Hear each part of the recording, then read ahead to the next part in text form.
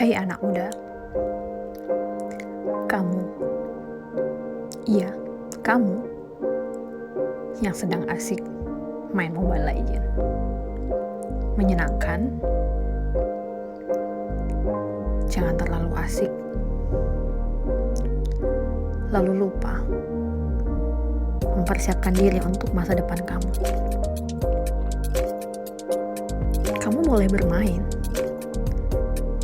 tapi jangan mengabaikan belajarmu. Sibuklah, mempersiapkan diri untuk masa depanmu. Dunia ini luas. Ada banyak bagian yang belum terlihat olehmu. Ada banyak bagian dengan keindahannya masing-masing. Tentukan kemana arah yang ingin kamu tuju.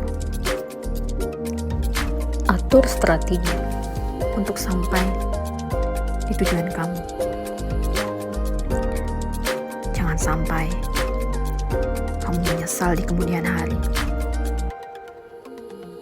Saat teman sepermainan kamu sudah hampir sampai menuju tujuannya,